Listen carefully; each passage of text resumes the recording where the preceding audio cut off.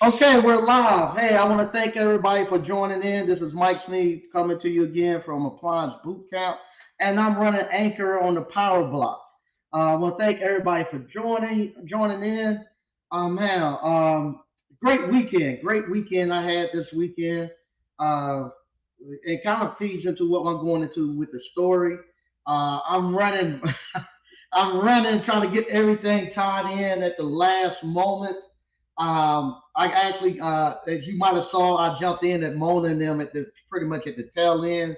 I'm getting my actual van. I gotta get the actual what I call it. I'm calling it trailer brakes, but it's actually brakes that actually activate the brakes from the actual trailer. Because I'm coming down to the Atlanta this weekend. I should be down there Friday for the Rick Ross car show, and I'm actually pulling the actual van there. So I had to get some more work done to the actual trailer brakes. I go drop my truck off, and the guy called me and said, "Hey, you got everybody blocked in." And I said, "Wow." I said, "I left the key for you." He said, "No, we don't find the key." And I got him in my pocket, and I had to run back up there real quick and drop him off. But everything's good. I'm back here. Great time. Uh, this past weekend was great. We had Joco Latino here down here in Clayton, North Carolina, and it was a great celebration. And that kind of leads into what I'm going to be talking to about tonight.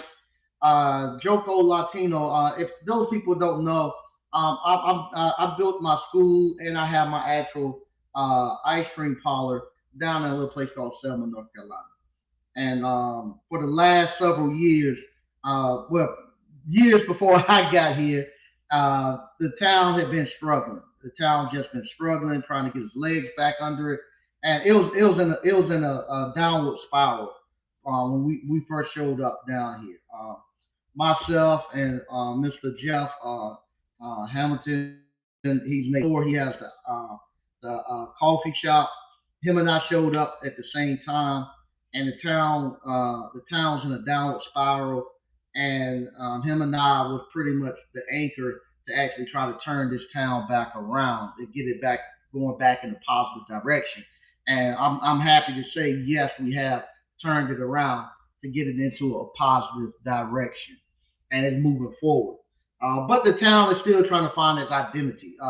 Even though we have shaken the town up and we woke it up, it's actually trying to find its identity. It still don't. Everybody has kind of what they think it should be, how they think it should look going forward. But a lot of times with situations like we're in, it got to be more organic.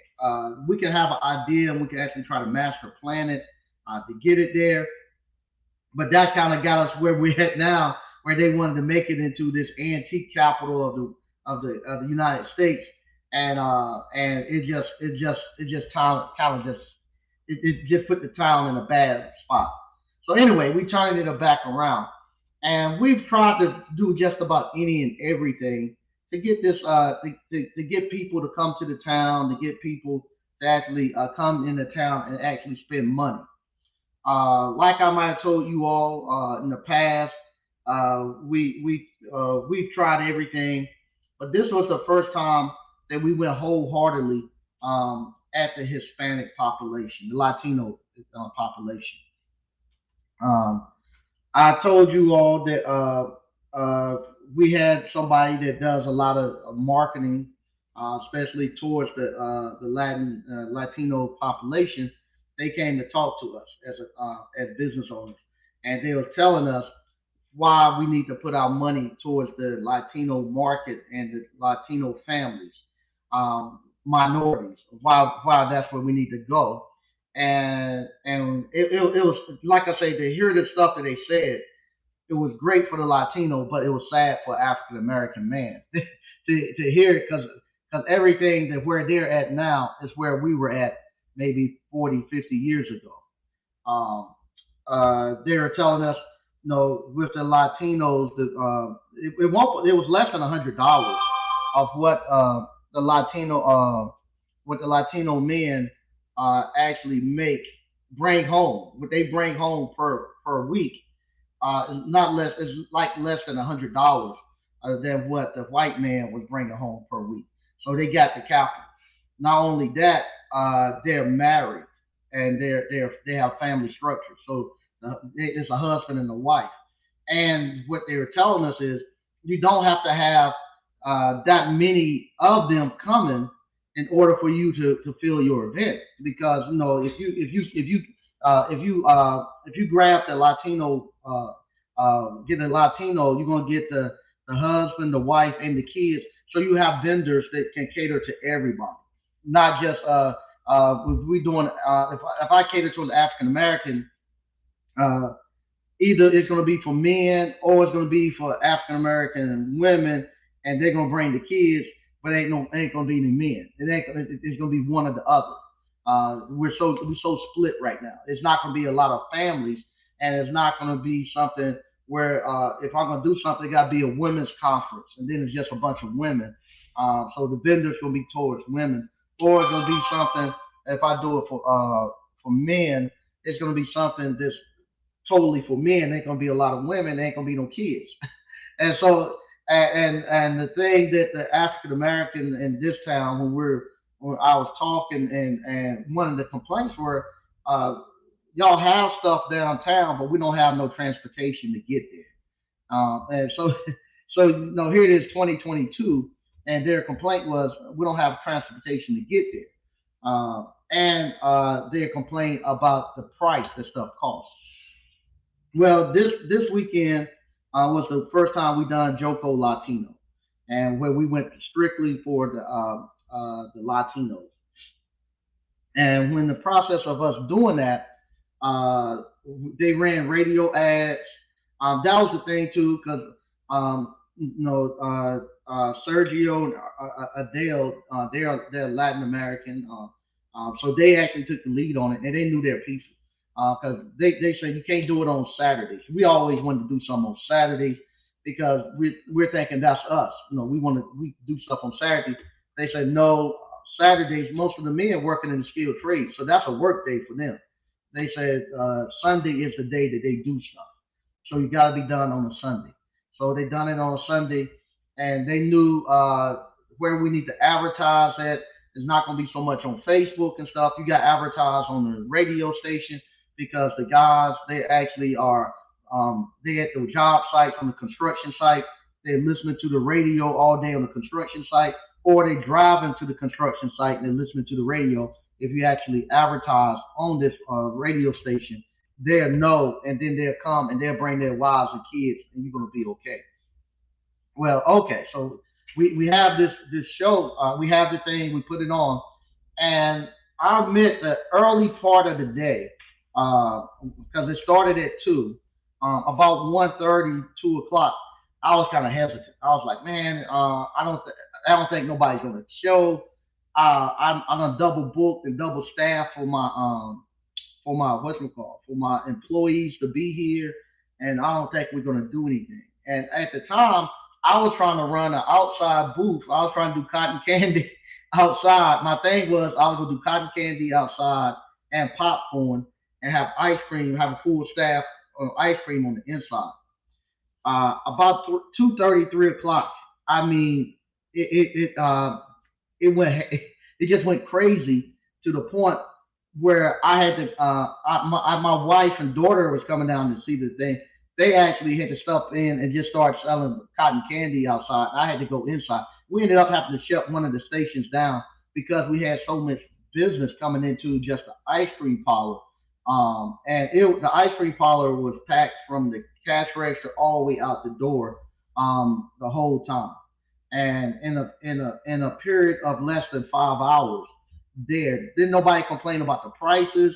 Um, no, that period of time, we done over $2,000 in less than a couple of hours, and ran through our flavors. They have 4 food trucks. Most of the times when we have food trucks at our events, we only have one. If I'm doing something for African Americans, even not only African Americans, even when we do stuff that's geared to the I guess you'll say a mixed crowd, we only have one food truck. This time they had 4 food trucks, and an hour before it was time to close, the food trucks had to pack up and leave because they didn't have no more food. They had sold out. And they came and they spent their money, and everybody that I know that was here that was vending, they made money. I made a buttload of money yesterday. I don't have no ice cream to sell tomorrow because I don't get a delivery until Wednesday. But everybody made a lot of money, and the reason why they're doing that because the group that's coming through here, they're not they're not what you call. They're not going to be. They're not your doctors. They're not your lawyers. They're not. They're not the ones trying to go and become quasi professionals, as we say. They're these skilled tradesmen, and they got money. And you knew when they came in there, they had money, and their families were intact, and and it was something to see what I was actually able to see what my ice cream parlor because of that. I actually saw where my ice cream parlor had holes at, and I need to fill in because it was great. Because that's where I want to be at all the time, and I eventually will be there in a couple of years. What we done this past weekend, but then I start wondering why they lie to us and tell us that the skilled trades is something that don't make any money, and they try to keep pushing. I love college. Like I say, I graduated from college. I think everybody that has the capacity to go to college should go. But this thing where they constantly try to make the skilled trade seem like they don't make no money, that's bad, is crazy.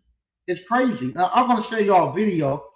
This is something that one of my friends had posted on, and if he's watching, I thanks for posting this video. But one of the things they're trying to say is education pays.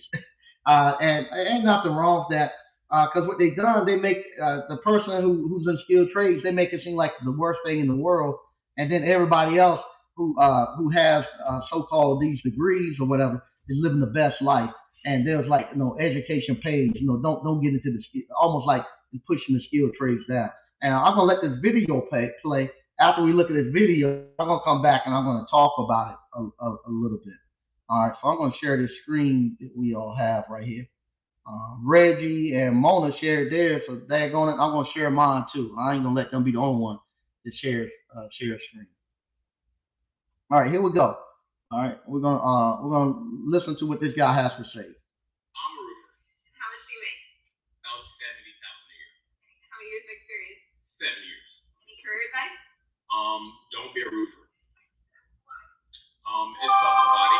I'm 32 years old and I feel like I'm 90. I'm a math teacher. I know. Oh, nice. Okay. How much do you make? $78,000. How many years of experience? 10. I'm a GIS administrator. How much do you make? I make $90,000 a year with bonuses. I'm gonna be a data analyst. Oh, and how much are you gonna make? $75,000 a year. And how many years of experience? Currently none. It's just entry level. I'm a technical recruiter. How much do you make? 90. How many years of experience? 30. Any career advice? Change companies as often as you can. Push for and always negotiate your pay.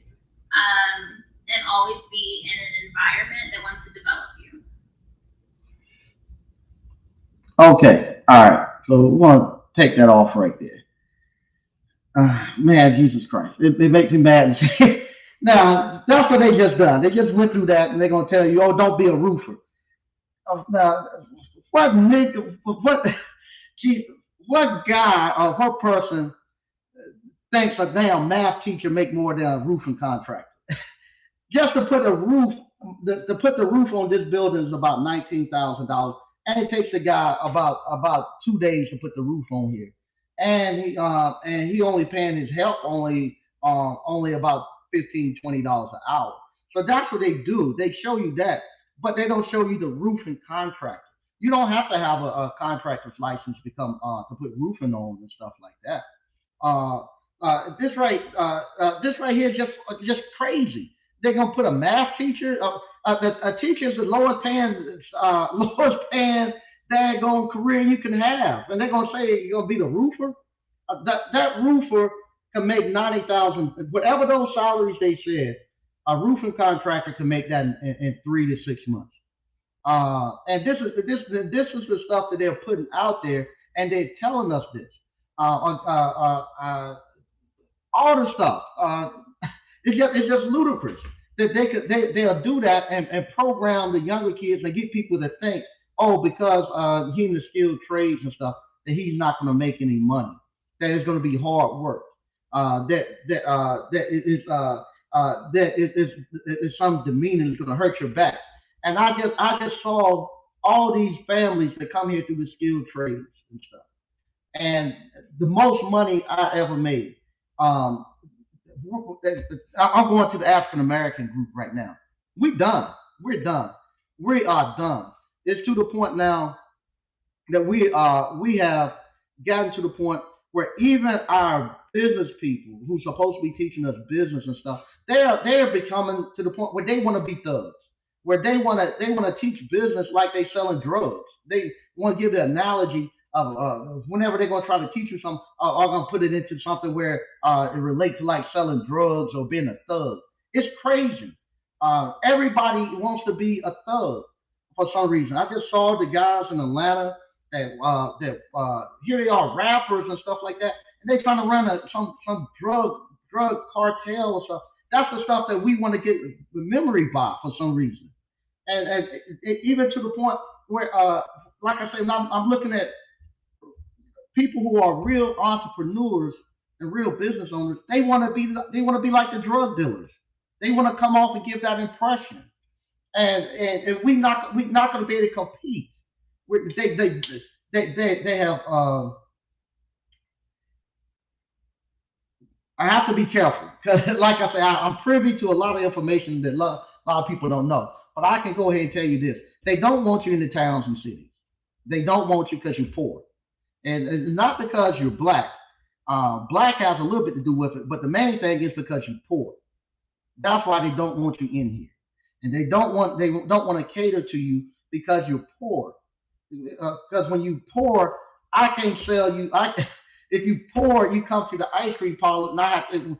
This is what when we're doing something for us as African Americans, we have to. They're not. These vendors that came here this past weekend, they had to actually pay to come into here. They had to actually pay. So in order for them to come sell their stuff, they had to actually pay. And not only that, we normally don't have but one band. They had four bands that they were able to put together and stuff. And here it is, as African Americans, they think about doing something for Juneteenth, and they trying to get donations to give it to you for free because they know you ain't got no money. But and on the same token, you want to act and look like you got all the money. You come there uh, dressed and with all the things like you got all the money in the world, and everybody know you broke as a church house mouse. They know you broke. I had this conversation with a friend earlier today, and we were talking, and I'm gonna be honest with you. I told them, everybody knows about the high value men and this and that. And I told them honestly, I don't think it's 10 African American high value men in every city you go to. I think you can go into every city, and I bet you can't find 10 African American high value men. And they what you call they have to the men now, just the fact of them thinking and talking about high value, they think they have value. Don't have anything, don't have no money, don't have no wealth, don't have no power, don't have anything. To the point where no, to the point where if you a high value person, if you somebody who got it, if you somebody who's doing it, ain't nobody got to be guessing where your stuff at. They know where it's at. They ain't got to guess. It's documented where it's at. It's documented that they can go see it. They can go touch it, and they know it. They know it's there. Because that was the thing I was saying. All these people talking about high value and this and that. I don't see them. I don't. The other day, and I'm not. I don't even think I'm high value because I don't have the wealth and the influence and stuff to do what other people do. A lot of times when I go to these meetings, I'm on the outside, sitting on the sidelines, observing and actually finding out how the stuff goes. I'm getting exposed to it. I'm not in there where I can push no weight or anything. I don't have the wealth to do it, and I know I don't have the wealth to do it. And I'm sitting over there looking at the people, and I'm sitting amongst the people who have the wealth to do it, and I'm listening to I'm there with them as they making decisions. I don't see nobody else in there that looks like me in there. Same thing. When I go, I'm not go even if looking at the properties and all that stuff when I'm renovating my properties, when I'm buying my properties and stuff, I don't see it. I see a lot of black wholesalers and stuff like that. I don't see a lot of them in there buying it and holding it and doing stuff with it. I don't see a lot of wealth creation going there. And like I say, I'm just learning this stuff.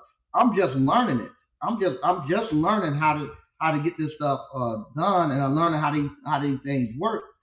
And behind the scenes, when they start asking me about how stuff getting done, I know we hurt because these are people everybody else think is high value. But when the camera turns off and they call me on the phone and we talk and stuff, I find out that they don't know as much as I know, and everybody's looking to them to be the high value person.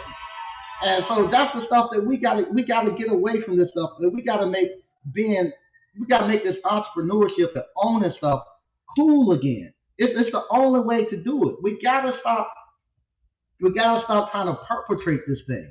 Um, like I say, I have it out with my family from time to time.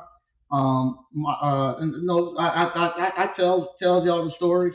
Uh, my son every other week he want to quit. He want to quit this. He want to quit doing this job. Now, even though we're renowned almost where people know about they know about appliance boot camp, and just because of appliance boot camp, now they know about the ice cream. They got everybody around this area asking for it. Matter of fact, Saturday we picked up another wholesale account. A guy who owns several country stores want to move our product in. So we getting it's moving and we making money, doing great. He has enough money in his account to probably uh, he has enough money in his account where he could go pay cash for a car, but we trying to hold out so he pay cash for a little small starter house. But every weekend he wants to quit because he don't think it's no it's no prestige and scooping ice cream. And so I'm talking to family and I'm asking them uh because he's telling me all he's doing is scooping ice cream. That's what he's telling me. I was like, no, you own a business. We built that business from the ground up. Look where it's at now. You're not just scooping ice cream.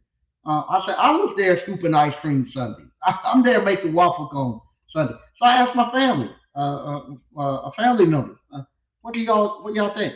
He just scooping ice cream. So, and believe it or not, they spent time trying to figure out a name, some type of name that he could tell people that he do. If somebody comes and asks you, so what do you do?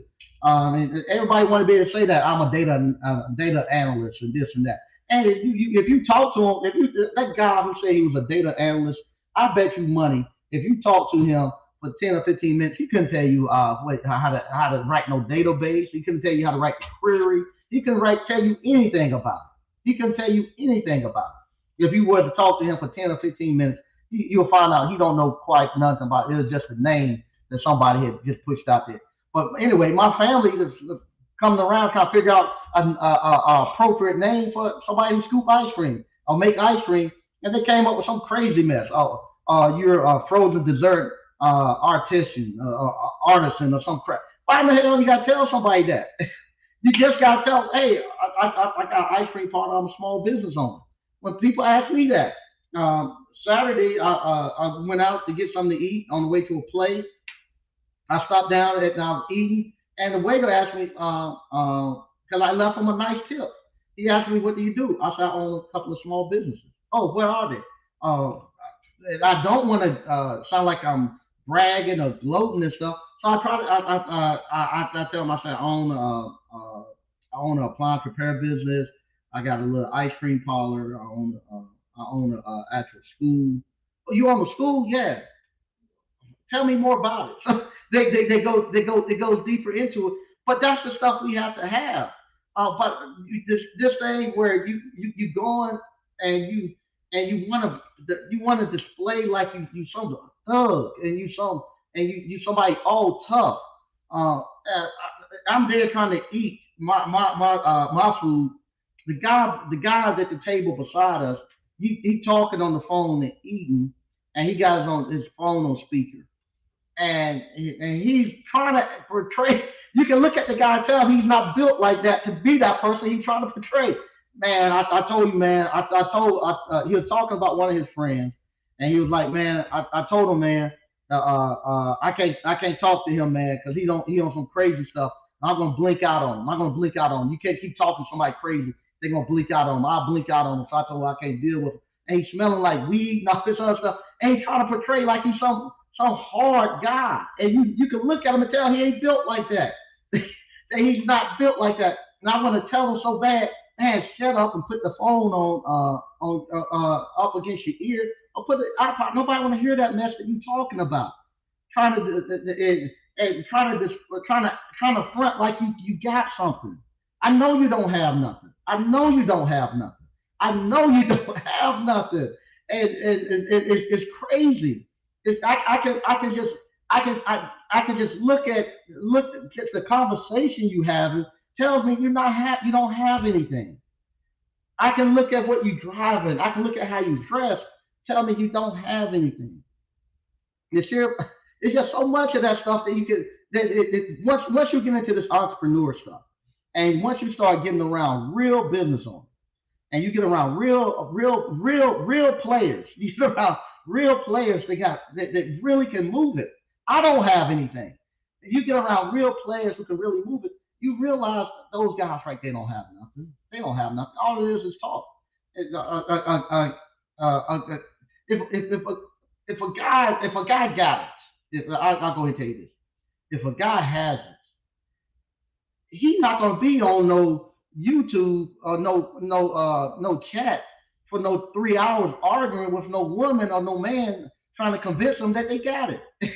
All they gonna do, okay, I don't have it. Go to the state Secretary of State website, and here go my LLC. Go look it up, and here go where my property is listed in. Go look at my properties. Go look at that. That's all he's gonna do. All he's gonna tell you, hey, no problem. If come down here to my school. Come down here to where I got my stuff. I'll show you. I'll show you. And you don't have to be there on no internet arguing. I'm gonna be on the internet arguing with somebody I don't even know about all of this stuff, and then have other men come. This the other day too. I haven't understood why other men come and try to argue about what some other man got. If he got it, he got it. If he don't, he don't. I ain't gonna argue about it. That's on him. He goes. I ain't gonna argue about it. No, I care less. No, I care less. I care less if the person had money, if the person didn't have money. Who cares about that stuff? It's just crazy. And I think like I say, you all are breaking this stuff up because you all are coming and y'all got real assets. Y'all got real businesses. Ain't none of this stuff with somebody's got some paper business, I call it, where they ain't making no money, and all it is just talk. And that's why a lot of people, especially in the African American community, a lot of times that's why this thing come in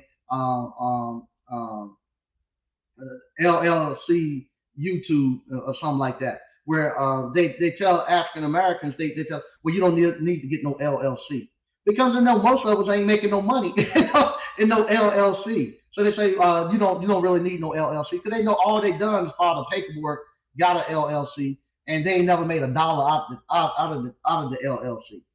Because I know it's true because you all come here to Appliance Boot Camp and get ready to start your Appliance Boot Camp, your appliance repair business, and y'all got LLCs I had for 5 years, and and don't want to change and start a new one for $125. So I know you ain't making no money if $125 is hurting you because you called me. I got an LLC already. I'm just going to use that one. Kind of use that for my appliance business. What's the name of it?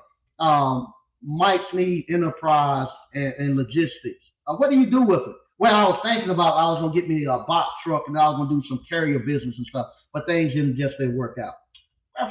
Let it go. He ain't made no money with it. But the fact that they can go there and tell somebody I got an LLC, they felt like they were better, and they felt that made them high value, I guess. Same thing. What's your LLC name? Uh,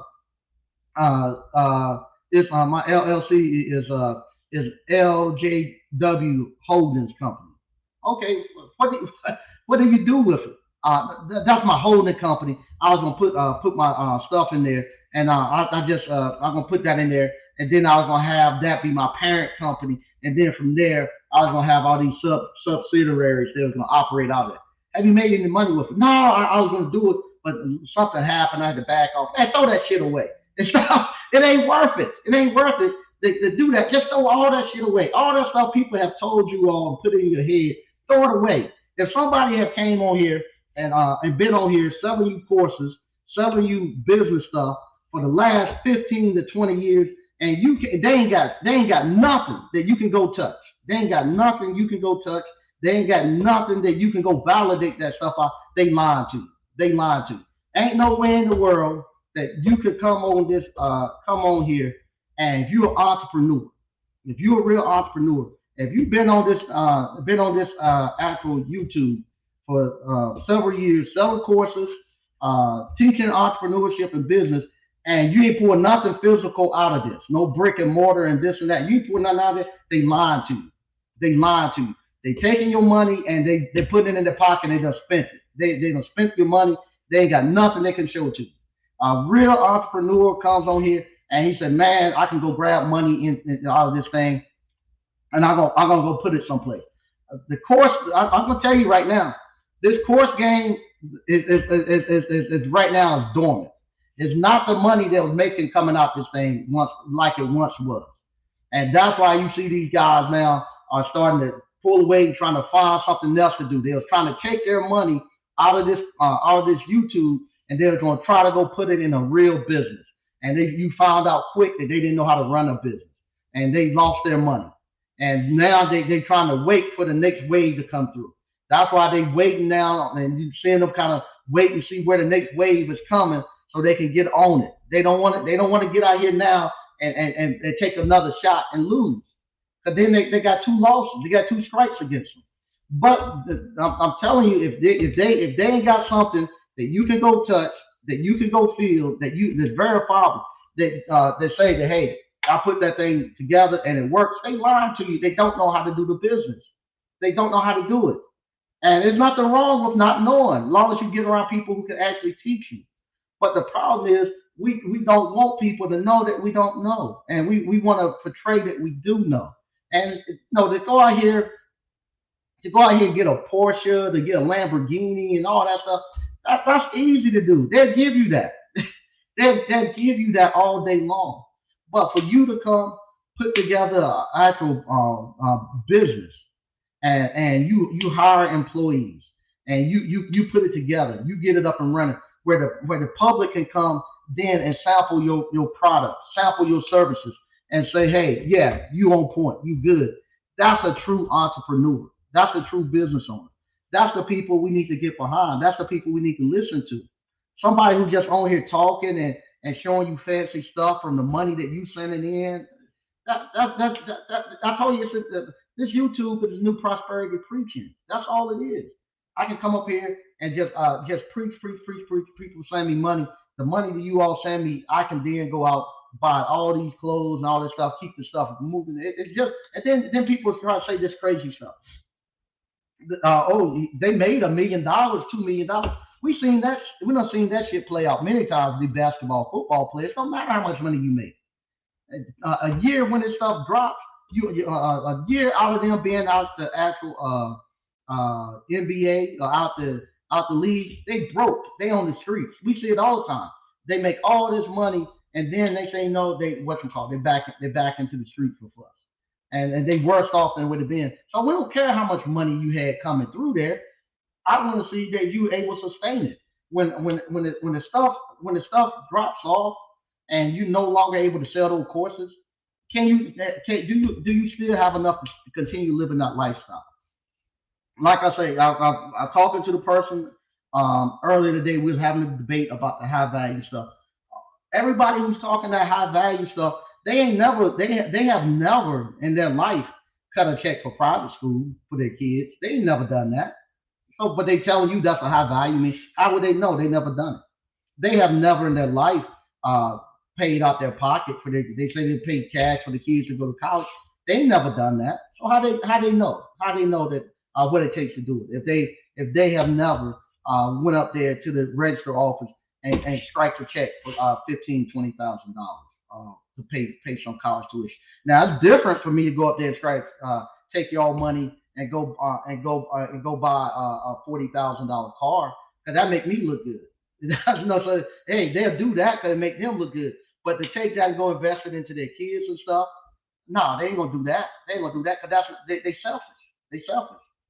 That's why they never done it. They never put their spouse in position to actually be able to say, hey, you don't have to go to work. That I'll pay it all. They never done it. So how do they know?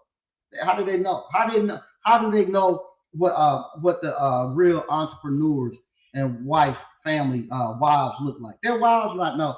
It ain't no dime pieces or nothing like that. They ordinary women, and most of them conservative and don't wear makeup, and most of their wives don't care about don't care about flashy stuff. The wives don't care about it. They don't care about the having no Louis Vuitton bags. They don't care about wearing Gucci watches and Rolexes. They don't care about it because they know they can get it. They don't care about it.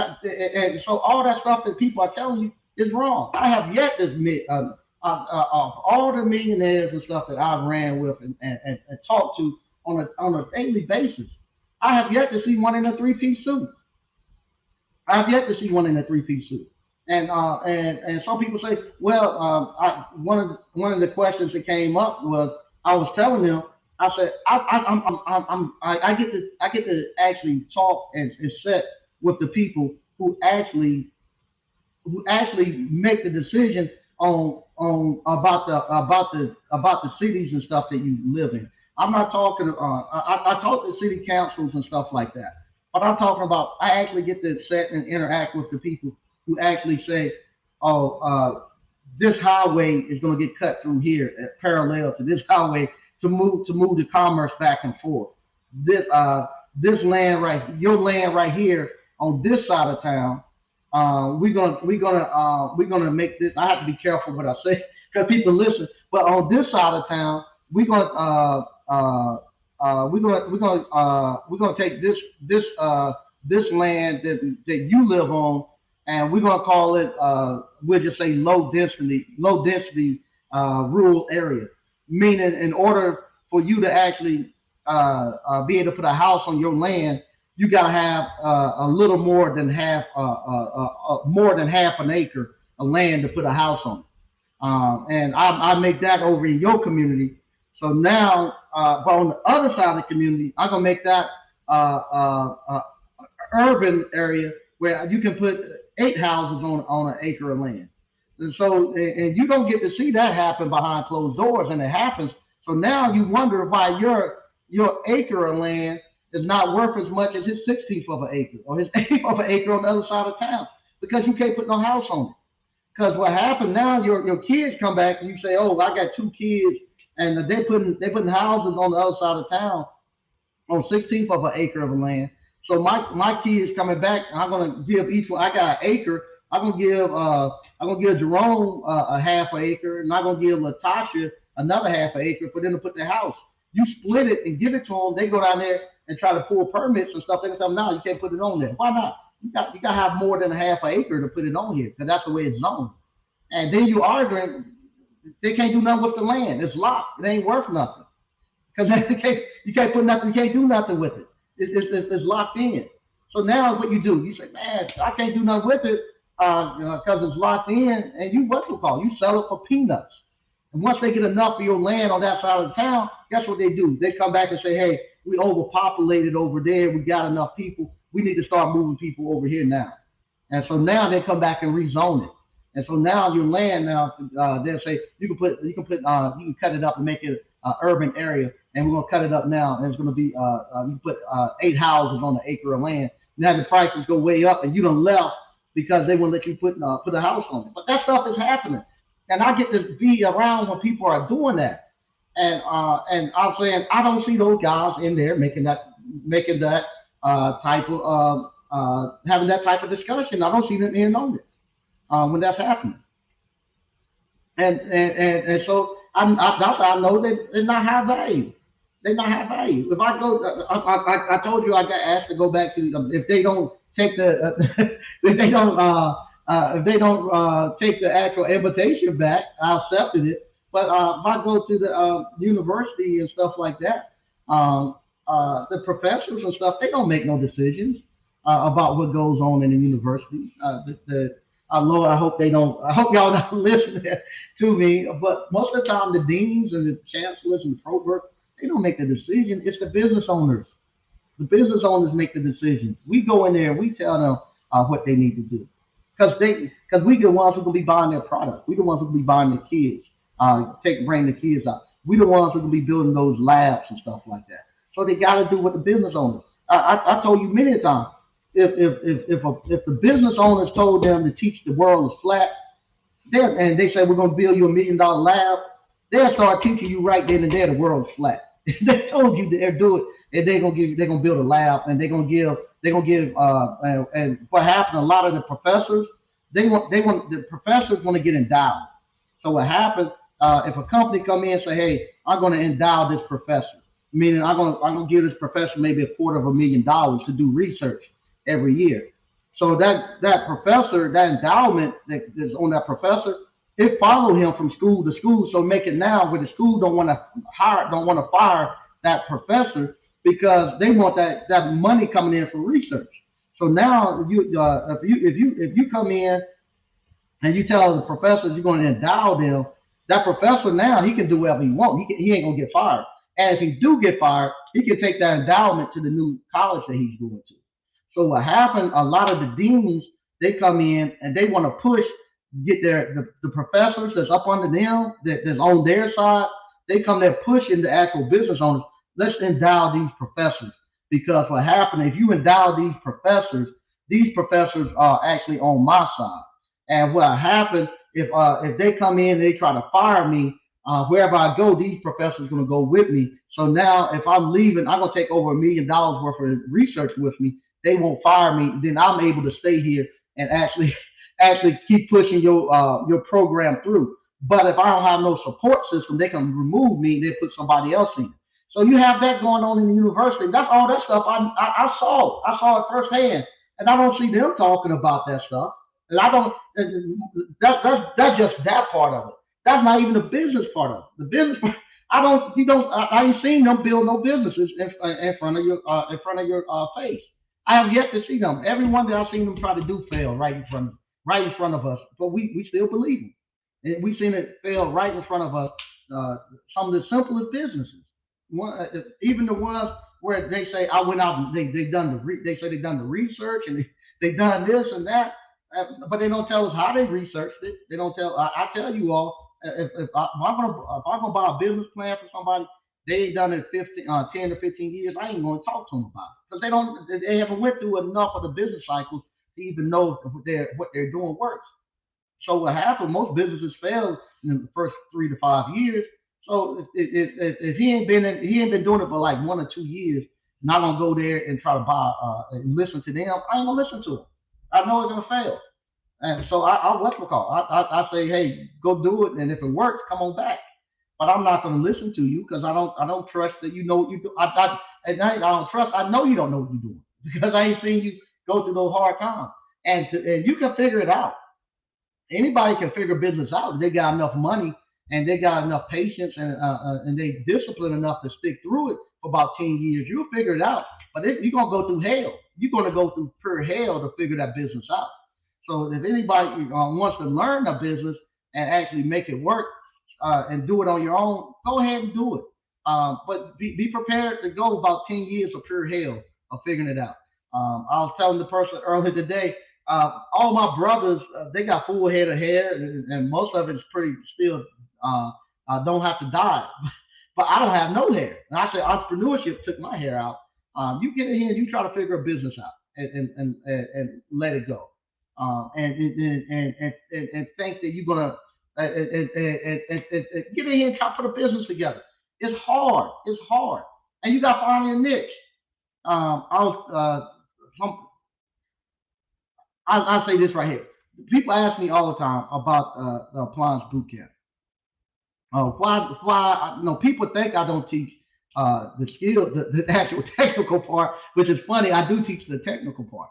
I teach that very well, but I can't what you call. I can't actually sell the technical part because the technical part anybody can train you. Anybody can teach you how to train you how to how to check a heater element, how to actually check a thermistor or thermostat. Anybody can teach you how to do that. That's the easy part, training you how to do that. And so if I was to actually swap the appliance boot camp and become more of a training school, now what's going to happen? I'm going to have to start increasing my days. So I wouldn't be able to do, and I found that out when I started trying to do some training because what happened now, we got great training out there. We got great people doing great training out there. You got SS&G putting out a great product out there. You got Fred's, you have Dryer, you got TMM. They putting great products. And if you as you look at what's happening with those products, they're getting better and better. They're getting the actual course times that you're going to spend out there are getting longer and longer, and the prices are coming smaller and smaller. Because that's what happened as competition comes and everybody's putting fighting doing the same thing. You're gonna have to constantly keep improving your product and lowering your prices. So if I was to be here and gonna start doing nothing but training, I would have to get in that same race where I say, okay, you gotta be here for a week. When you come here, I gotta give you everything you need and put you out there.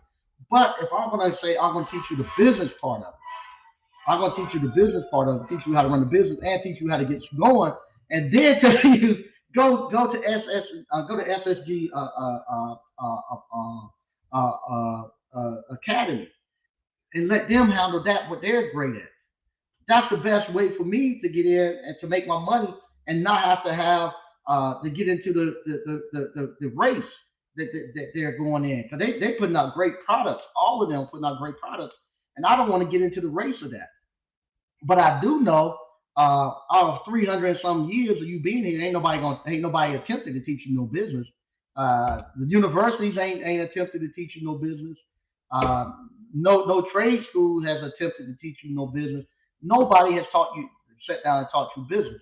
And the reason why very few people can do it. It's not something everybody can do. It gotta be somebody who done it, somebody who actually do business. A lot of times people ask me, how do you come up with your content that you talk about? I talk about entrepreneurship and business because I do it every day. I don't have to come up with no topic. Whatever's happening in my life is entrepreneurship and business. All I got 24, I got 24 hours in a day, 7 days a week. The time that I'm woke, I'm doing business. So if I got to come on here now and actually and talk to you all for an hour, I can just pull 1 hour out of my whole week, several days, and talk about it and fill it up. I've never run out of content. What the Don Juan said, it got to be in you, not on you. It's in me. This is what I do. This is my life. I can come here, run this, and just talk. I can talk all day about what I'm doing because I do it all day. It's not something that's any trouble to me. I don't have to write anything. I write down some stuff to keep me on topic because I get into tangents like this. I ain't gotta do that. Hey, turn the camera on. Let's talk. Let's do it. Let's do it. And I can teach you how to do the same thing. Where I'm teaching you entrepreneurship and business. The best one I know to get into right now is appliance repair. Appliance repair is the best starter business that is out there. You get into appliance repair and let me show you how to actually run the appliance repair business. And then once you get up and running, and now you need to go get some subs and tech. Now you start sending those subs to tech, the SS&G Academy. Let her get you those subs and stuff you need. Then you can actually step back. You get you two subs, you can step back and you just run your business. And then it's funny Once you figure this business out, it's universal. The same principle on this business works on works on every other business. It's the same principle. And business. Somebody like I said, I talk about the conversations I have throughout the day. I was telling them, business gets slow after a while. It gets slow to you. Not say it gets slow to you, meaning almost like what Michael Jordan and them used to say when they get in the zone. When they get into the zone, the whole game slows down and they can see it, and it's not chaos like everybody else is seeing it. Well, same thing happened in business. Like I said, this past weekend, I'm at the ice cream parlor, and we get smashed inside.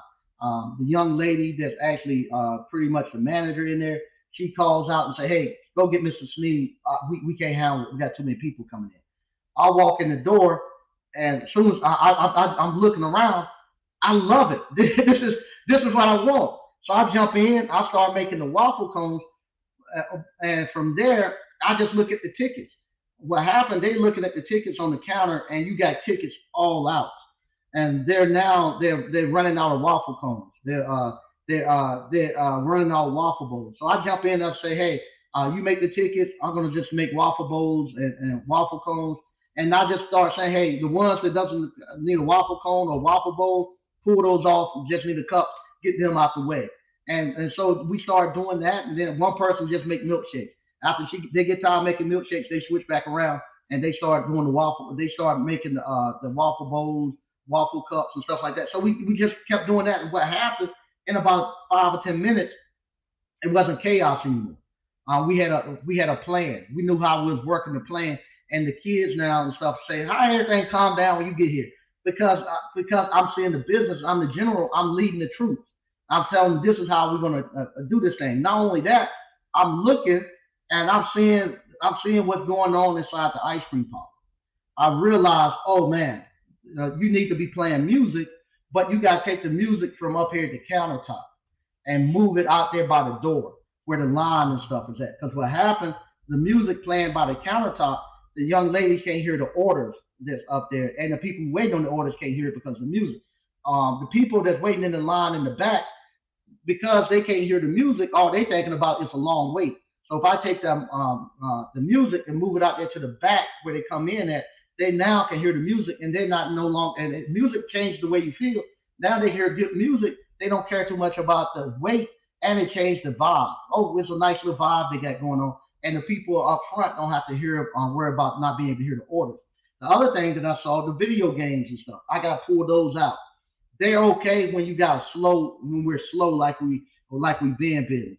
But when we're gonna go to where I'm going to with this thing, where I can do that pretty much every weekend, every Friday, Saturday, and Sunday, like I had Sunday, the video games got to go, and I got to turn that into a waffle station. Because people wanted to see me actually make the waffles. Not only do they want to smell them, they want to see them. So I need to have at least two people up there making waffles out there in the window to bring people in, get the smell going a little bit more outside, and having a show for them to watch. So now they got the music up front, they got the waffle show going up front. Now we don't have to worry about us running our waffle cones and waffle bowls and stuff. And now that clears up more room in the back for them to scoop and stuff. So that's the stuff that you start to see when you in there, and you got to be in the business to see that. And if you're not an entrepreneur, you jump into what we had in there Sunday, you'll go crazy. You wouldn't be able to handle it. But because you're an entrepreneur, the game slow down to you. You can actually see it. And now because you calm, you bring the actual employees calm. When a technician's out there in the field and they what we call they out there in the field and they actually snap the water line and they panicking and stuff. And you got to know because you've done it before. You tell them, hey, find a shut off valve, go cut it off. Once they cut the shut off valve off, you tell them, hey, get the shop vac, mop up the floor. Once they mop up the floor, you tell them I'm on the way there. Then once you get there, you have your insurance agent. You say, hey, sorry about this. This is my insurance agent right here. I got them on the phone. They're going to take it from here. And let the insurance company talk to them and send the adjuster out, and you get out the way, and just let them handle that. You don't get there and panic and make it worse for the customer. You got to show the customer that you got to take it care of. There's no problem. We'll get your house back the way it was. No problem. And you tell it. Then you go back to the technician and you guys then not get on the technician. You gotta look at your checklist. You gotta tell them why didn't you turn the water off before you went there.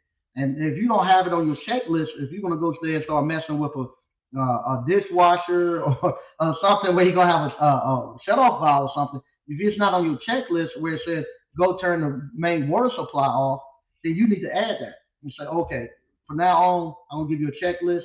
And before you go there, start messing with the dishwasher, you need to go outside, make sure you can turn the main water supply off to the house, and then that'll protect you going forward. Because now, no longer, if you did snap it off, it ain't gonna flood nobody's kitchen. So that's what you have to do. You have to do that, and then and you bring that anxiety away from that technician too. And that's the stuff that you have to do as an entrepreneur and a business owner. I took a lot of stuff there because, like I said, I had a lot going on, a lot I need to get out. I've been seeing a lot of this crazy stuff going on the internet about who got money, who don't got money, which I think is the stupidest thing that ever happened, and one of the stupidest things ever. People that have spent the whole week talking about who got money. If they got money, that's fine. Their family is fine. Just leave it alone. If they don't have money, learn from the situation and make sure that you have your money together. All right, so we're gonna read a little bit of the chat, and then I'm gonna get out here. Man, it's 9 o'clock. Sorry about that, y'all. I'm gonna read a little bit of the chat and then get out of here. And if anybody who wants to learn entrepreneurship wants to get in, click the link in the description. You'll be able to get it. Hey, what's going on, Terry the electrician? Say what's up, Uncle Mike. Impala Rag Dude, what's going on? Sean C, what's happening? Magnolia, what's going on, man? How you doing? Shimon 05 Lon, salute the Grandmaster Mike and ABC fam. Hey, how you doing? DCNF, what's good, Mike? Okay. What's up? Save the block. Nah, you and Reggie had some long weekends. Reggie drove up here this today, so he's tired. You had a long weekend too. So I feel you. Mike, awesome. Let it let it all out. Thanks, I appreciate that. You own the company, don't be the labor. Yeah, it's crazy that they do this all the time. They do it, like I say, they come pick on the skilled trades all the time. They come pick on us all the time for some reason. It's just easy. I guess they can point and say, look at that guy right there. He the bad guy. No, he the guy who's dirty. They ain't put a black woman. They didn't put a black woman math teacher on there because they know it'd be bad. Yeah, no doubt. Yeah. What's up, Mike and ABC fan? What's going on, Don? He said, Mike speaking those real facts. Thanks, I appreciate it. Hustle carrying the electrician. The hustle culture is toxic to the black community, but it's so yeah, it is. It makes me so mad. It makes me so mad that they do that. They do that. They in order for you to be real, you gotta be from you gotta be hood and all that. And this is the thing that get me when I know people that grew up with me, grew up, and they not like that, but they still try to portray like that. I never understood. Time to start taking talking. Yeah, time to stop talking and get our hands dirty, no doubt. Yep, you can't care what others think. Yeah, I thought it's crazy. But I'm telling you, beating these guys out of that mindset is crazy. Those that don't know don't talk. Those that know don't talk. Those that talk don't know. Yeah, it's true. It's true. And like I said, I have to be careful because some information I'm privy to, I have to be careful because if I say it over here, people will talk to me afterwards. Man, why you put that out there? So I have to be careful. My app. What is up, Uncle Mike and ABC fan? Mike, you build a business for your son. You can create any title you wish. CEOs, co-founder, CEO. Many people in DC with great titles with no power. That's all of them. That's all of them. I bet half of them so-called high-value men on the internet out here using restaurants to boost smoke. Yeah, no doubt. No doubt. It's true. It's true. Oh my God, it is so true. It's so true. It's so true. It's so true. And it's small indicators that you can. I won't do it because I don't want to go back and forth with no beef and stuff. But it's small indicators that you can tell they don't have that what they say they have. Real talk, yep, no doubt. My app. Owners with real businesses don't got a flash. They don't have to prove anything. They don't. They don't. They don't. Mike is on fire. KMSL, or whatever that is. All right. There are people with no results selling courses. Have you ever seen such successful graduates? Have you ever seen any successful graduate of the black business school? Hundreds of thousands a year paid and no successful. Yeah, yeah, but that's because we don't have anything to gauge it by. We don't have a way to actually gauge because most of the time we never been in proximity of somebody who done it. Um, uh, who was I talking to? Talking. Oh, because we haven't been in proximity of nobody who really done it. Uh, I was listening to an interview with the people who owns the turkey leg hut over in Houston, and they're talking about their first. They're talking about their couple of first adventures into starting their restaurant business. And the thing that got me when they went to a place after they left the rodeo, they went to some type of nightclub. I forget the name of it. It was a nightclub and like a restaurant combined and and you listen to them tell that, that's typical of what goes on with people who's supposed to have money. Well, so and so, it was so and so restaurant, but he didn't own the restaurant.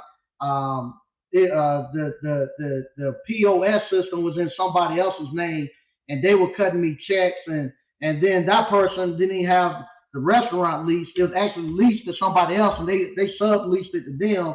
And then on top of that, somebody else actually owned the business, building and put the money up. That's what normally happens when you start pulling this shit away from us. You start realizing that they were just the front people. They didn't have the money. And that's what you start realizing. Even though they give you that front, oh, they got the money, blah blah blah blah, and then you realize they didn't have no money. And I saw that so many times when that housing bubble crashed, and people start owing me money. These people who are flipping houses and all this start owing me money. You start realizing they didn't have the fucking money. It wasn't their money. It was somebody else's money that they were fronting with, that they were doing with. At the whole time, I'm looking thinking, judging myself on what they were doing. Because I'm looking at them and I'm thinking, okay, they got all these nice cars, they got all this stuff. Why I'm not able to go out here and get all this stuff right now? But I had cash, and I never forget. My wife used to tell me all the time, don't pay no attention to them, Sneed. Man, they broke. My wife used to tell me that all the time. They broke. They ain't got no money. Blah blah blah. Because I knew what we had, but I couldn't afford to go take all my cash and go out there and buy those things because I needed my cash to keep the business going. Lo and behold, when that housing bubble bust and people say, hey, we not what you call they wouldn't when the banks pulled that money and people start turning putting closing up their wallets, man, people start writing bad checks, people start dodging me, and these are people I thought had money. And at that same time, that's when I came up because then everything went on sale cheap as all of what. And I was sitting on a thing of cash then. Hey, I went at it. That's when I made my come up. Same thing with I had several come ups. The first came up I had was when the housing bubble burst. I went there and I bought a lot of property for $2,000 or $3,000. I documented that and showed y'all that. And I'm sitting on that property and I'm finishing it up a little bit at a time, a little bit at a time, a little bit at a time. And then all of a sudden, I'm doing it. I'm thinking, hey, it's gonna take me 10, 15 years to do it. That's when I'm retirement. I'm gonna continue doing it. That's when JT met me. I get on this YouTube. At that time, it was lucky I got onto YouTube right before the pandemic, and we validated it right before the pandemic. When the pandemic hit, man, and they threw that stimulus money in there, you go from making fifteen to $20,000 a month on YouTube to where you making 50, 60, 70, 100,000 a month. And you grabbing that cash and you whatchamacall. Other people took that cash and went and bought all these luxury cars and all that crap you saw. I took that cash, went and finished my real estate. Dumped into real estate, finished my school, finished my ice cream parlor. I dumped it all into businesses and real estate. And now the course games are slowed back down to where you're getting about maybe 15, 20. Some months you might get 30,000 a month again. It's back to where it was, and I'm okay. I'm okay. I'm okay with it. Hey, I'm great with it the way it is. I love the way it is. But now you see people scrambling. You see people scrambling to make it, and going trying to find other ways to generate cash to get because they missed their opportunity. Either they took that cash and dumped it into something and it didn't work, and they lost it. They lost their egg, their nest egg, and they waiting for the next thing to come back around, the next train to come back around. I'm good. I'm good. If the next train don't come ever again, I'm okay. I was able to pull my money off and go and get my stuff taken care of. I'm happy. I'm happy. And so, like I say, if I don't sell another if I don't sell another course out here, I'm good. I'm good. I get to do exactly what I want to do in my school. Let me show you. What I this is my school. If you look back there with the sawhorses and all that, I'm working on what I want to work on in my school. I don't have to get out here and try to run people through here. No, if you don't want to come, fine. It ain't for you. If you don't want to learn a business, I ain't got to get here and try to just pull you through here and do any and everything to get you in here. I don't have to do that. If it ain't for you, it ain't for you. The people that I talk to and get through here are the people who need to hear my message, the ones who want it. So that's how I'm able to have such how success. I ain't selling it to just anybody. Like you were talking about the Black Business School, I ain't out here just selling it to anybody. It's only the people who need to come through here come through here. It's to come through here.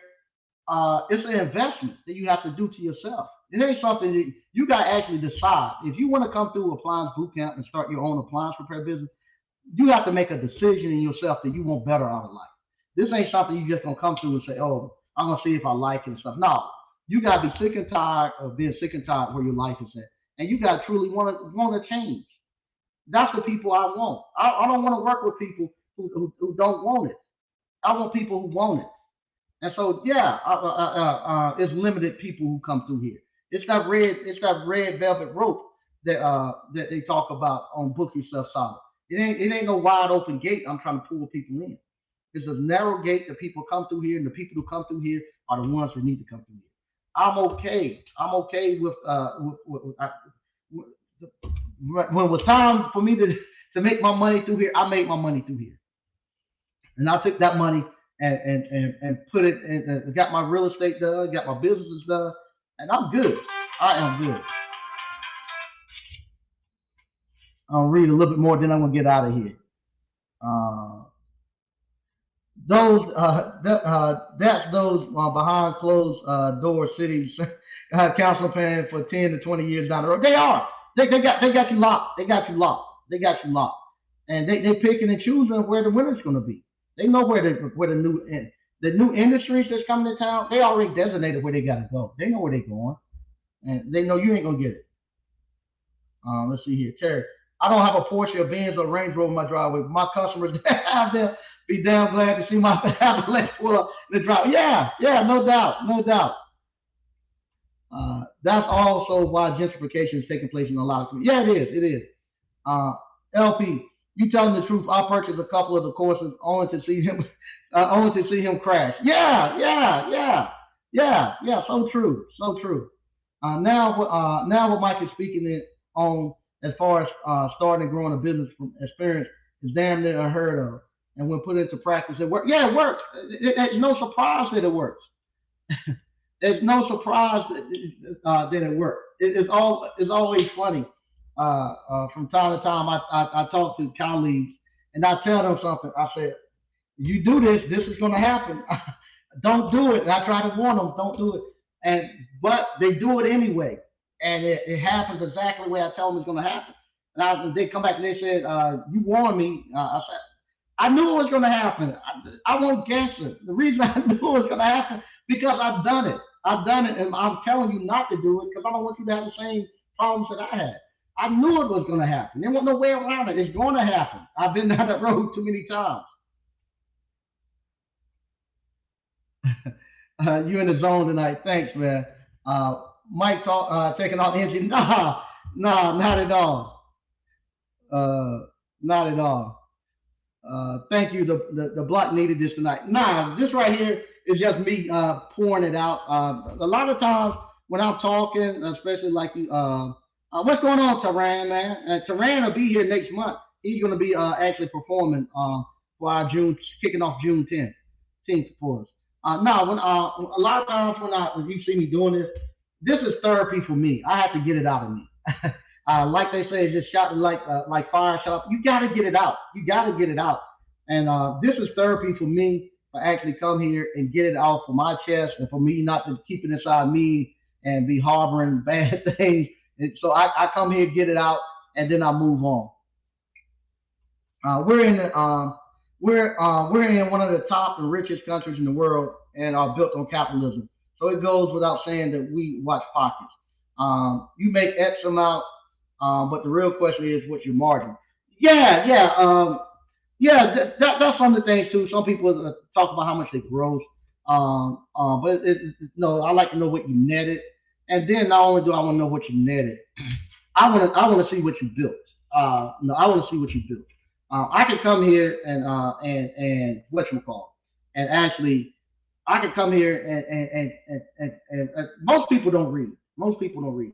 So once you can read, you can read maybe 10 or 12 books on entrepreneurship, and just go up here and just talk about it. And most people ain't read anything, and they'll think you're the smartest person in the world, and they'll actually start to buy into what you're saying and all that. That's why when a lot of people will ask me about a lot of the YouTubers who talk about entrepreneurship and business, I'll always tell them. They ask me what I think. I don't know. I want to see them come off of YouTube and build a business. It's one thing to do it on YouTube. 'Cause I found that out early. I said it's easy to make money on YouTube. If you just read, all you gotta do, you ain't gotta do. All you gotta do is just read. All you gotta just do is read. If you read and just talk about different subjects that you read about and whatnot, you most people ain't read, so they're thinking the smartest person in the world. So I found out. I said, man, it don't take no money to make no money off of this YouTube stuff, especially if they're gonna be talking business, entrepreneurship. So I do it every day. So I'm just gonna talk about what I do and what I experience, just my day to day function and what happens in entrepreneurship. And from there, you good. And I said, don't take no money to do it. And I said, these people, and then I find out, I started looking. I said, damn, they selling the same course. I said, they just changing the name and changing the name and selling the same course over and over. And they got it so that you can't finish the course, and you can't never get the results. You know, and so then I said, oh man, this is the as they say, this is the play that's going on. So I saw that. I said, man, I don't trust them. I need to see them come off of YouTube and actually build a legit business right in front of us. If they can build a legit business in front of you, then they're good. If they can't, nah, I don't trust them. Hey, Mike, an ABC fan, what's going on? Oh, thanks. You're the realest and true inspiration, Mike. No, you all are. You all are. You all are the ones that you all are the light bulbs that's coming on and putting the. You all, I'll be honest. It's you all who are actually coming in and putting the light bulb and actually uh, making these people happen to come off these YouTube things and go in the ring and getting their ass kicked because of you all. You all running serious business and y'all questions change. The dialogue inside of the chat started to change. People started to see that. You can't come on here and fluff your way on no business now. No, you used to be could come up on the internet and start trying to talk like you're an entrepreneur and you're a business. No, you can't do that. You're not going to be able to do that. You're not going to be able to do that now because we got real business owners sitting in there. Y'all doing it every day. Y'all running business every day. Same thing I say too. I tell people all the time. You know, you know, there's some other uh, careers and some other how can I say mm, um, there are some other uh, industries that you could go to, and you can come up here. You can go up on those careers and those industries, and you can get up there and you can start talking about those industries and stuff. And you might not know what you're talking about, and you'll be okay. If you're in the appliance repair industry, I'm gonna tell you right now, if you're in the appliance repair industry, and you're gonna come and you're gonna be talking to the appliance repair industry, you're gonna have to be on point because the 48, 50 people who watching, they do it every day, and they're not, and they're doing it not just as a technician. They're doing it as an entrepreneur, and they know the marketing, they know the prices, they know whatever you talking about, they know how to fix it. Whatever you talking about, whatever the thing you're gonna bring up, you're gonna have to be on point because everybody out there is an expert in it. You talking to a room full of PhDs. Appliance repair has pushed forward past plumbing, electrical, and HVAC. I think our content for the industry is moving 200 miles per hour because we got so many. It ain't like the old days when you had one or two huge companies, and those one or two huge companies had all the technicians and stuff. So all people were doing, they were just going to work. They weren't sitting out here on the internet talking about appliance repair. They're just going out trying to make their money and go home. And so you could come here and I could talk about appliance repair, and most people hadn't heard nothing about it. They just look, it sounds interesting, but I don't want to do it. And they could do it, and they'll be like the people who watch the what's it called the like the home improvement shows and stuff like that. A lot of people who watch them just watch them for entertainment. They're not gonna get out there and try to renovate no kitchen or no bathroom or anything like that. And so what happens now? If just think of those home improvement stores, home improvement channels, everybody sitting on there is renovating houses and and and and and, and doing it every day. And if you go up there and you tell them, oh, this is how you screw up a wall, and they look at you now, you lying. They're gonna come. They're gonna call you on it. They're gonna know it. They're gonna know it. Everybody's gonna know it. Well, that's the same thing now with appliance repair. You can't come up here because of the people who putting it out. You got SSMG putting stuff out. You got Reggie putting stuff out. You got Miss Ward putting stuff out. You got DCNF putting stuff out. You got Appliance Alliance putting stuff out. You got TMS. You got all these people putting out great information all the time. And not only that, the audience. You got an educated audience now. So it ain't no thing where one or two people, maybe one person know anything about business. That's a lot. You got hundreds of people who knows how to run a business. They done started two or three appliance repair business, so they know the business part of it. You don't know how to run ads and how to get leads. You got everybody in the mama know how to make the leads and stuff go. So they know how much to charge. They know all of that. So now it's an even playing field. We know all of that. So now if somebody comes on and they start saying something, they might not say it in front of you and this and that. On the background, you best believe they text us. They lying. It don't work like that. They lying. It don't work like that. Some people, even I had a conversation with a younger person today. He'd been in he had been in it not that long, but he's at the point now where he catching on. He said, yeah. He said, this is what they told me. This was an honest conversation I had today with a young man who just started his business. He's been in it now for a few months, and he's saying, hey, I wasn't called. A lot of people are doing good in this, but I found out a lot of people lying about what they're doing. They lying about it. I'm in here doing it, and I know yes, there's money to be made and this and that, but a lot of people lying. They telling me a lot about it because they know it. You can't lie to them no more. You can't lie to them. And that's why those guys and people are getting pulled off of those stages, and they're saying, "Hey, you come out here and let me see what you can do." No, hey, I done been in, I done got in the octagon, and I done been out here throwing blows and stuff, and now I know what I'm capable of doing. Now let me see you get from all their cheerleading in the stands. You sign up and you're gonna get in the ring, and we're gonna see what you're gonna do. And so that's what happened to these guys. Unfortunately, it dried them up. It dried them up because people know the questions to ask now. They know what to look for.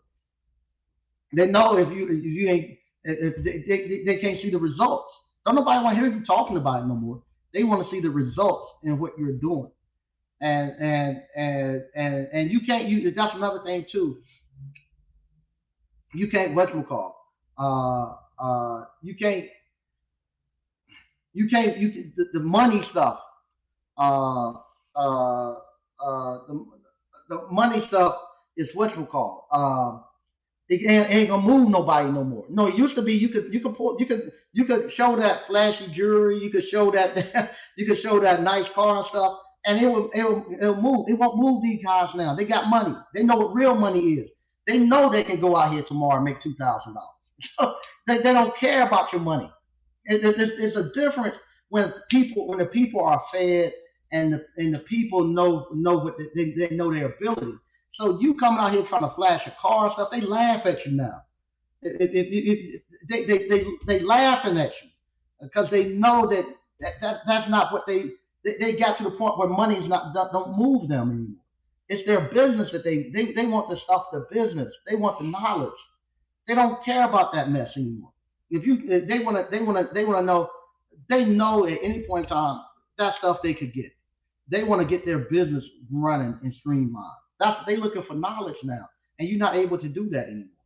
A lot of those people. Wow, I done went over 30 minutes on the block. Hey, I apologize. I didn't get to everybody. I'm gonna read one or two more, then I'm getting out of here. Is it legit? What do you think about Marco Mike running against Claiborne? I'll be honest. I don't. I tell people right now, I'm not much into politics. I tell the young lady she does this thing about voting. I don't want to call her name because like I say, too many people local look at the show now and I have to answer to it. But we had that debate quite a bit, and I tell her, I was like, no, I don't get to vote in Selma, North Carolina. I live in Clayton. I don't get to vote in Selma, North Carolina. But I have more impact on the political and more impact. I got more impact on the political arena and on the actual the actual town of Selma than anybody. Just about anybody here to vote. Most of the people that's running the people maybe two maybe one I don't want to call their names, but one of the other it's several people that's within our little organization and that's kind of putting the buildings and stuff around here, the businesses. They actually live in Selma. Majority of us don't. The people who built this town back, we don't live here in Selma, but we have more influence and more pull within political than they do. You know, we get to decide what's happening here. They don't, and so that's why I say I don't care much about the politics because the business owner is going to decide what goes on. You know, all you're going to do is find out what we decide in our meetings. So I don't care much about the politics. Who don't care who run, they're going to have to do what the business owners say. Mike Sneed, thanks. Mike Sneed, how do you know when how do I know when I'm ready to hire tech? You know you get tired of being in that truck. The truck will let you know. When you get to a point, one day you're gonna be driving that truck and you're gonna say, "The hell with this! I'm getting out of this damn truck. I'm tired of it." Because right now it's fun running. When you first get in, the first 2 years or so, it's fun, it's new, but it's gonna get to a point where you say, "The hell with this damn truck. Somebody else gonna have to get in this truck. I'm getting out of it." And that's when you're gonna go hire techs. What are some of the things that should be happening in your business before you hire a sub? How do I make sure I have enough work for them? All of that's gonna come when you get to a point where you're sick and tired of being in that truck. Then all of that comes. And you know, all your stuff, your business gotta be running um, you got to be able to run efficiently, meaning that you're not the bottleneck. So meaning, how do you get your service work orders?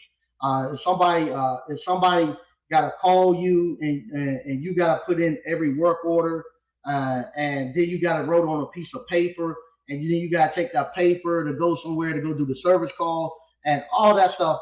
That you can't do that, and you start having service. We used to do it back in the day, but if you do that, you better hire about two staff to be there to handle all that paperwork, to make sure that the parts get there, to make sure that the work orders get put in on time. You got to start automating all that. So once you get to a point where your business is pretty much automated and it's repetition, you're doing the same thing day in and day out, day in and day out. You know what it's going to be like. You know what the call volume is going to be. You start turning calls down. You book 2 or 3 weeks out. You know then you can bring a technician in, and because it's repetitious, it's easy then to actually write out something they can do every day. But if your business is all in your head and it's not repetitious and it's kind of fly by the seat of your pants, how you doing stuff, you're not ready for technicians because then you're gonna put too much onus on the technician to be able to do the exact same thing that you doing, and you don't have no method in which you do it. You don't know how you approach you don't know your approach to actually replacing a water valve on an actual washing machine. You gotta have all that stuff wrote down so it's repetitious that you actually show them exactly how you do it. Because you actually duplicating yourself. You not when you bring in technicians, you gotta bring them in and duplicate yourself. You want them to do it the exact same way you do it. You don't want them to come in and start doing the things they want to do. Nah, you have a lot of problems. You duplicate yourself. In order to duplicate yourself, you gotta have a system in place. I'm talking about system and procedures. You gotta have a system in place where you're doing the same thing day in, day out, day in, day out, day in, day out. It's the same thing. You're doing it. It's repetitious. And that's what normally bring you out the truck because it get repetitious. You'll find a niche and get repetitious. Okay. Uh, Let me get out of here. Uh, okay. Once again, I'm too far gone into this tonight. I want to thank everybody for actually watching us. If you hadn't already, click the link in the description. If you want to get in and start your own appliance repair business, I'd love for you to come in. Let me teach you how to start your own appliance repair business. Uh, uh, I'll be back this on Thursday night. I'll be back this weekend. I'll be down at Rick Ross car show. So Thursday night I'll be back. I think Thursday. Let me see. Is that the 19th? Yes, it is. Thursday I'll be back on Erica Williams show. So it'll be the same thing. I'll give you the link. I'll be back on Erica Williams show. I'll be doing another interview there. So catch me there on Thursday. I'll be there, and I'll actually send y'all a link so y'all can actually tune in. Once again, I want to thank everybody for watching, and talk to you later.